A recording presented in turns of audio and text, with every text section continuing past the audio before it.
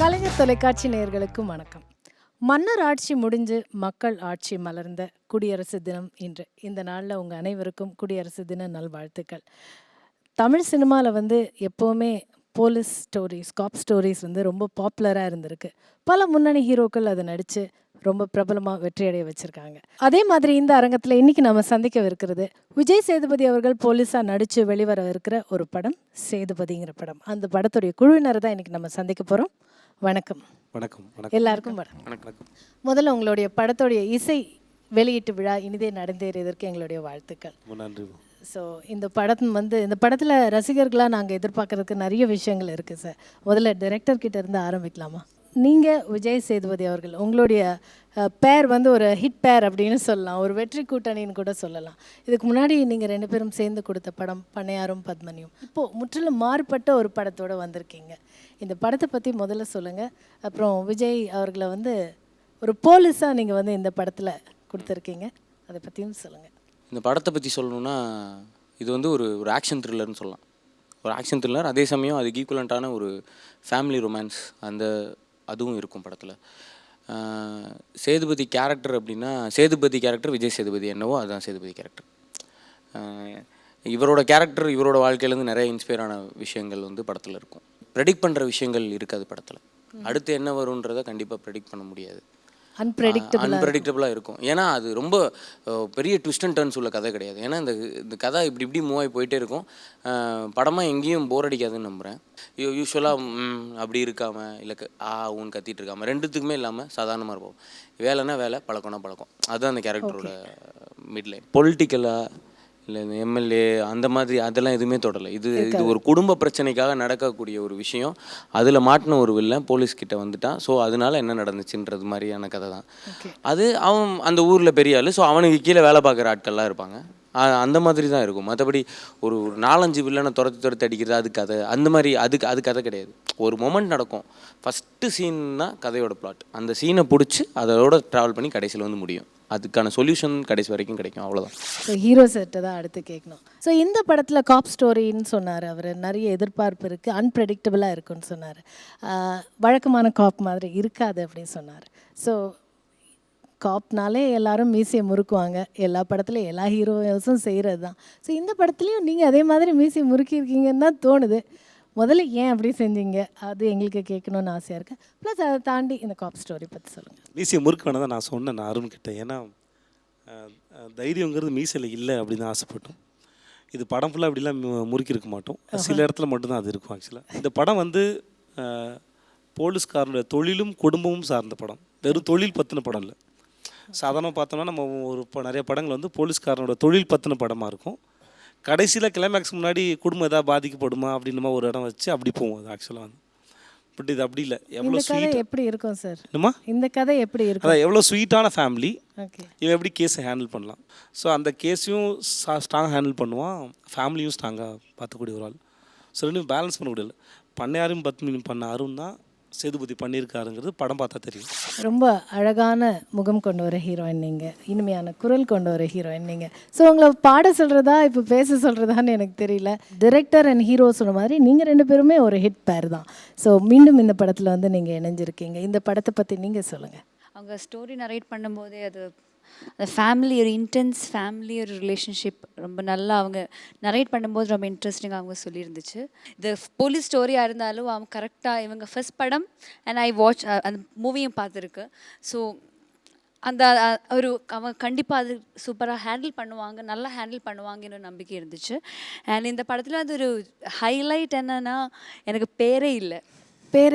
Okay. அவங்க பொண்டாட்டி, அவ்வளோதான். இந்த படம் பார்த்ததுக்கு அப்புறம் பொண்டாட்டி உங்களுக்கு பேரே வைக்கல. ஏன் சார் அவங்களுக்கு பேர் வைக்கல? ரெண்டு கேரக்டர் ரெண்டு தான் கூப்பிடுவோன்னு.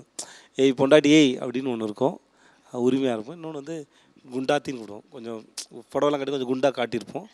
ரம்யா ஸ்லிம் தான்.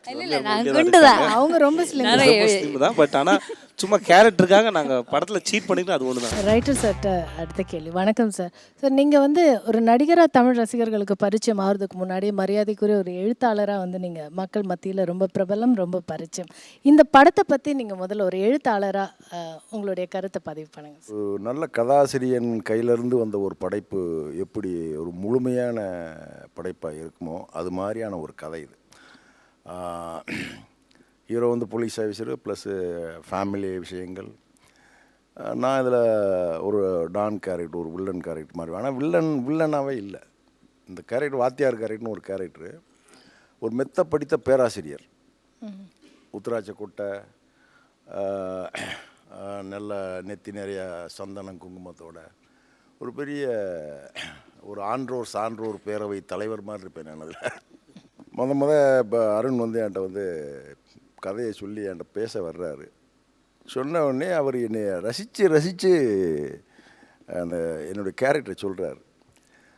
கேட்ட உடனே ஒரு நம்பிக்கை வந்துடும் ஒரு நடிகனுக்கு, இது நமக்கு நல்லா அமையும் அப்படின்னு.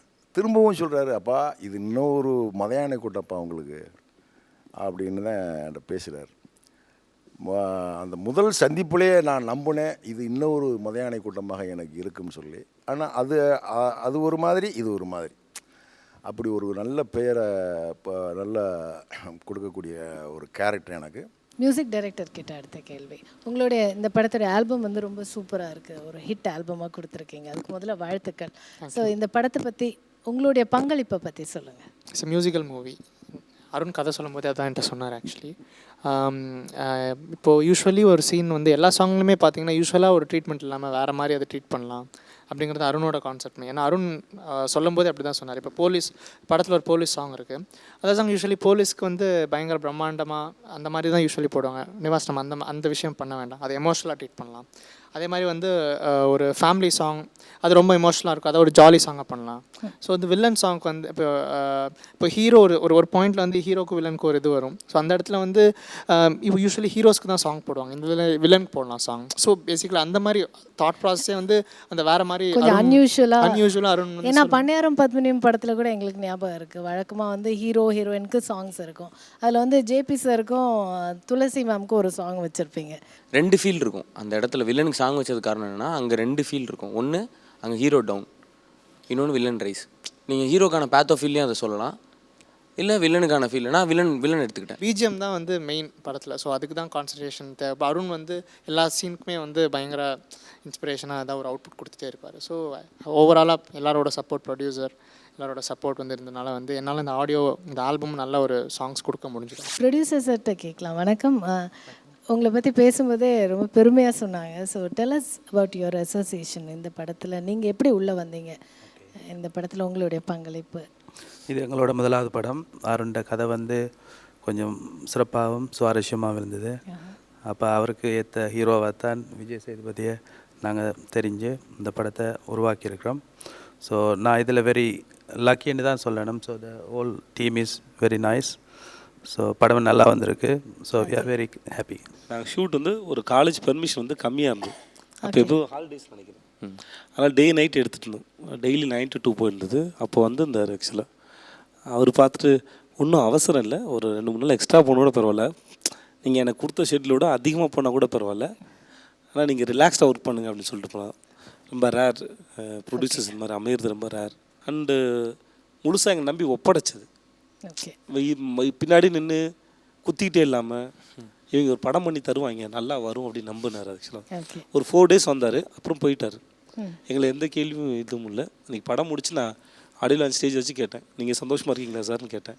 Is very happy, I'm so happy. Sir நீங்கள் சொல்லுங்கள், நீங்கள் 2 பேரும் இந்த படம் பண்ணுறதில்ல எது வந்து ரொம்ப சேலஞ்சிங்காக இருந்தது உங்களுக்கு? ஏன்னா ஒரு காப் ஸ்டோரிங்கிறப்போ செவாலியர் சிவாஜி கணேசன் அவர்கள்லேருந்து எல்லா ஹீரோஸுமே காப் ஸ்டோரிஸ் பண்ணியிருக்காங்க. அண்ட் எல்லாரும் அவங்களுடைய கெரியரில் ஒரு காப் ஸ்டோரியாவது ஹிட் கொடுத்துருக்காங்க.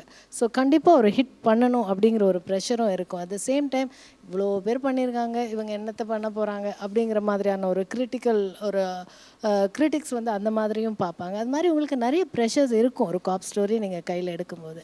அதை பற்றி ஏதாவது இன்னும் கொஞ்சம் சொல்லுங்களேன், கொஞ்சம் டீட்டெயிலாக. இல்லைம்மா, முதல்ல எங்களுக்கு இந்த ப்ரெஷர் எதுவுமே இல்லை. ஏன்னா எங்களுக்கு அந்த தேவையும் இல்லை. இப்போ நான் வந்து ஒரு தங்கப்பதக்கத்தை ரீமேக் பண்ணல, அப்போ தான் சிவாஜி சார் அவ்வளோ பண்ணிட்டார் நான் பண்ணு யோசிக்கணும். இல்லை ஒரு சத்திரனை ரீமேக் பண்ணல, விஜயகாந்த் சார் அப்படி பண்ணியிருக்கேன். ஸோ எங்களுக்கு அப்படி எதுவுமே இல்லை.